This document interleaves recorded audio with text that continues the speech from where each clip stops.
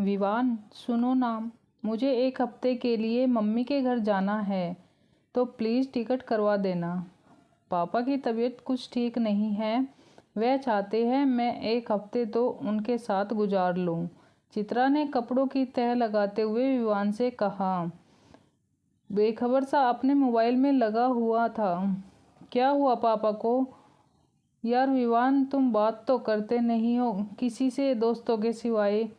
कल ही तो मैंने बताया था कि तुम्हें पापा की तबीयत ठीक नहीं है। कहाँ तो तुम्हें उनसे पूछना चाहिए था, और कहाँ तुम्हें पता ही नहीं है कि क्या हुआ है।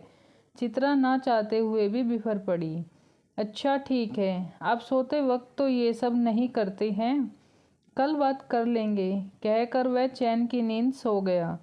अगली सुबह नाश्ते की टेबल पर चित्रा ने सासू माँ और विवान दोनों का नाश्ता लगाकर फिर विवान से पूछा। मैं इसलिए कह रही थी क्योंकि ये लोग वीकेंड की छुट्टी भी है। मैं हो आती हूँ, अंशु की पढ़ाई का भी नुकसान नहीं होता। और चित्रा की बात पूरी भी नहीं हुई कि विवान ने उसे बीच में ही टोका। अरे यार, सुबह सुबह ही तुम शुरू हो गई। वैसे मैं तुम्हें बताना भूल गया था, लेकिन हमारे कॉलेज ग्रुप पर रीयूनियन है, तो मैं कल ही गोवा के लिए निकल रहा हूँ। लॉन्ग वीकेंड है तो मेरी एक दो छुट्टियों में ही काम हो जाएगा। तुम अपनी मम्मी के घर फिर कभी चले जाना, क्योंकि मेरी गैर हाजिरी में माँ का ख्याल कौन रखेगा। तुम्हें तो पता ही है वह बीमार रहती है और अपना काम खुद से नहीं कर सकती है। विवान की माँ यह सब सुन रही थी। उन्होंने कहा, ऐसी बात है तो मुझे अपनी दीदी के यहाँ छोड़ दे बेटा, कुछ दिन के लिए, और तुम लोग अपना अपना काम कर लो। मेरी वजह से छुट्टियों क्यों खराब करनी? वह उदास होकर बोली। विवान ने तुरंत बोला, नहीं माँ, दीदी के यहाँ क्यों? उन्हें भी तो छुट्टियों में और काम होता होगा। तुम चिंता मत करो, चित्रा देख लेगी, कहकर विवान निकल गया। चित्रा का मन भारी हो गया। यह एक दिन का नहीं है, विवान शुरू से ही ऐसा था। शादी के वक्त जब वह उसे देखने आया तो उसे साफ कह दिया था, उसकी ज़िंदगी का एक ही मकसद है, खूब घूमना फिरना, दोस्तों के साथ मौज मस्ती करना। यह सुनकर उस समय तो चित्रा खुश हुई थी कि वह भी घूमेगी और साथ साथ मस्ती करेंगे, पर वह भूल गई थी कि लड़की से पत्नी बनने से ही सारी आकांक्षाएं उन्हीं से लगा ली जाती है और जिम्मेदारियों का बोझ सर पर लाद दिया जाता है। समाज के सारे नियम औरतों के लिए ही होते हैं, और मान सम्मान का टोकरा तो भी उन्हीं के सर पर रखा जाता है। जैसे कि जरा सा भी डगमगाए तो सम्मान गिरकर चकनाचूर हो जाएगा। अपने पहले ही कही बात का हवाला देकर विवान हर बार बच निकलता था कि मैंने तो पहले ही कहा था, कोई ज़बरदस्ती नहीं थी। ऐसा नहीं था कि विवान चित्रा को साथ लेकर घूमने नहीं जाता था। साल में एक बार वो लोग सहपरिवार हॉलीडेज़ के लिए जाते थे, पर उसके अलावा लगभग हर वीकेंड और महीने में 2 महीने में एक बार कि लॉन्ग वीकेंड पर विवान अपने दोस्तों के साथ निकल लेता था। विवान की बीमार माँ की सारी जिम्मेदारी चित्रा के सर पर आ जाती थी। चित्रा उन्हें कुछ नहीं बोलती थी, क्योंकि बीमारी किसी के अपने हाथ में नहीं होती है। वह मजबूर थी, पर चित्रा को विवान ने मजबूर बना दिया। उसे अपनी ही माँ की कोई फिक्र नहीं रहती थी। जैसे कि चित्रा से शादी करके अब वह आज़ाद हो चुका था। माँ के लिए डॉक्टर का अपॉइंटमेंट से लेकर दवाइयाँ और बाहर टहलाने तक का सारा जिम्मा चित्रा का था। वह चाहकर भी इससे मुंह नहीं मोड़ सकती थी। आखिर एक सवाल और उठता कि फिर मायके से क्या संस्कार मिले हैं। समाज के इन भारी भरकम नियमों का विवान फायदा उठाता था। वह जानता था चित्रा के स्वभाव को, पर इस बार चित्रा बहुत दुखी हो गई थी। उसे लगा था कम से कम विवान अब तो समझेगा। शादी को कितने साल हो गए हैं, उसने कभी भी जिद नहीं की, पर हर बार की तरह इस बार भी उसने बिना बताए अपना प्लान कर लिया था। अगर वह माँ के पास रुक जाता तो चित्रा भी पापा के पास हो आती। पूरे दिन उसका मूड बिगड़ा रहा और वह रोती रही, पर शाम को आने के बाद भी विवान ने उसे कुछ नहीं पूछा। वह जानता था कि ज़्यादा बात करना मतलब उसका प्लान कैंसिल होना है। बाद में आकर वो चित्रा को मना ही लेगा। उसने अपना सामान बांधा और चुपचाप दोस्तों के साथ निकल गया। चित्रा ने ठान ली थी अब बस विवान ने उसे जैसी पत्नी का दर्जा ना देकर अपने लिए सामाजिक सुरक्षा कवच बना दिया, ताकि कोई उसे यह ना टोके कि उसने पारिवारिक जिम्मेदारियां नहीं निभाई और घूमने फिरने में ज़िंदगी बिता दी।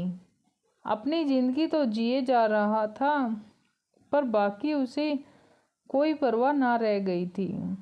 चित्रा का ऐसा था कि वह चाहती तो विवान को सबक सिखा सकती थी, पर वह सच में माँ के प्रति लगाव रखती थी। उसे लगता था कि इसमें इन बेचारी का क्या दोष। शायद ईश्वर ने जानबूझकर उन्हें चित्रा से मिलाया, क्योंकि वह भी जानते थे कि विवान जैसी संतान अपने पर पेरेंट्स के प्रति उसी तरह संवेदनाहीन रहने वाला है।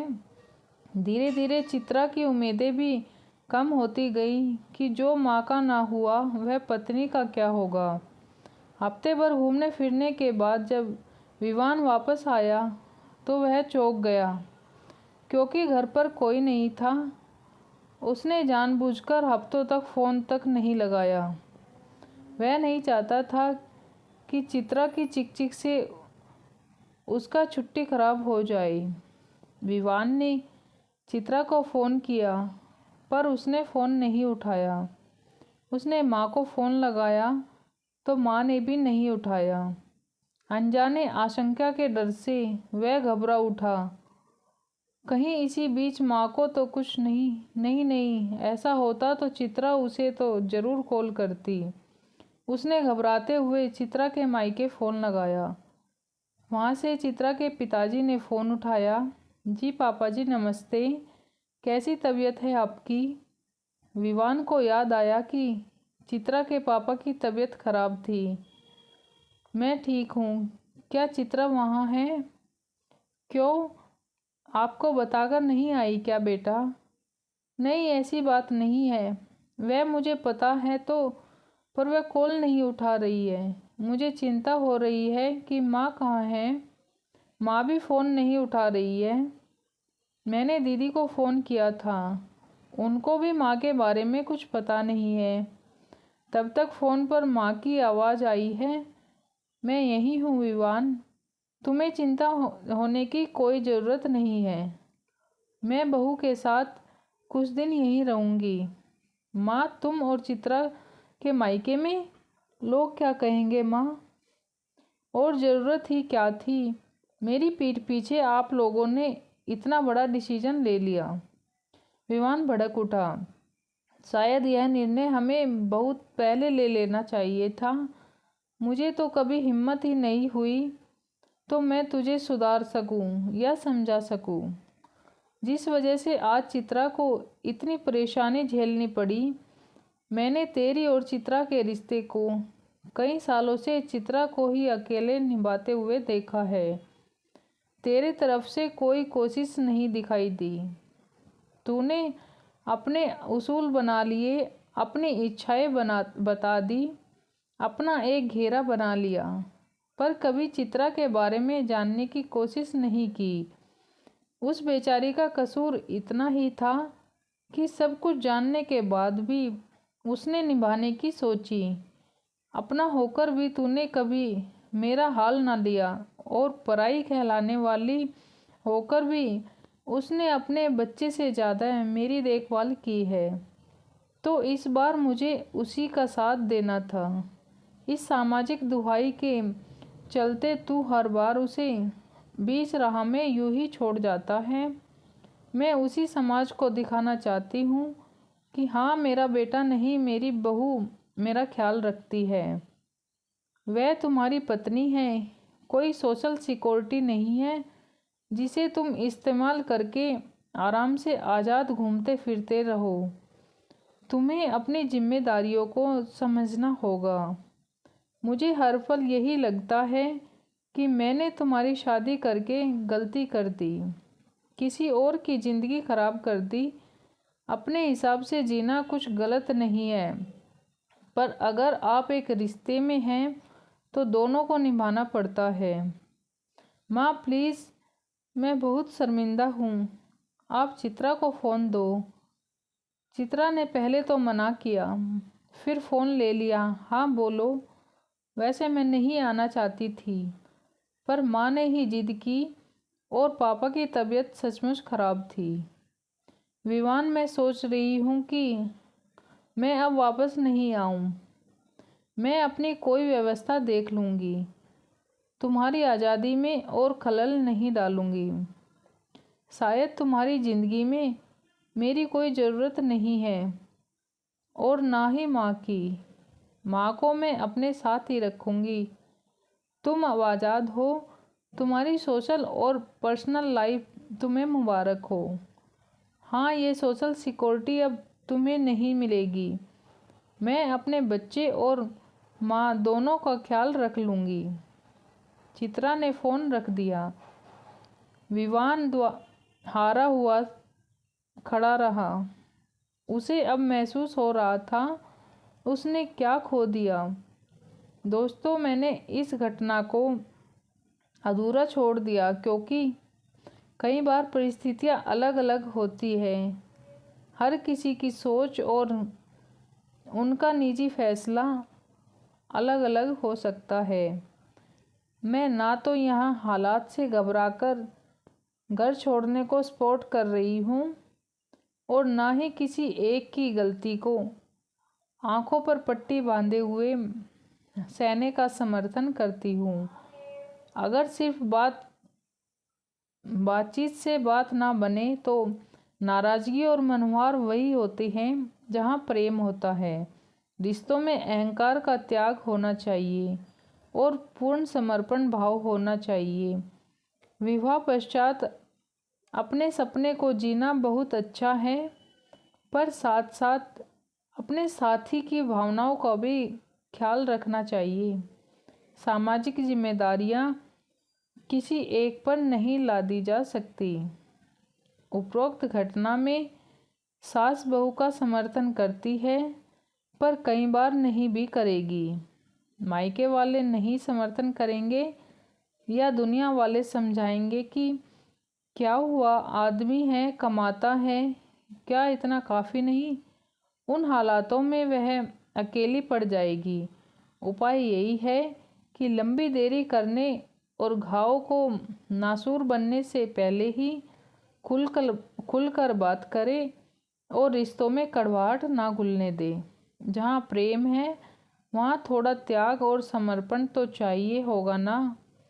रिश्तों में इन्वेस्ट कीजिए, खुशियों का रिटर्न प्राप्त करिए।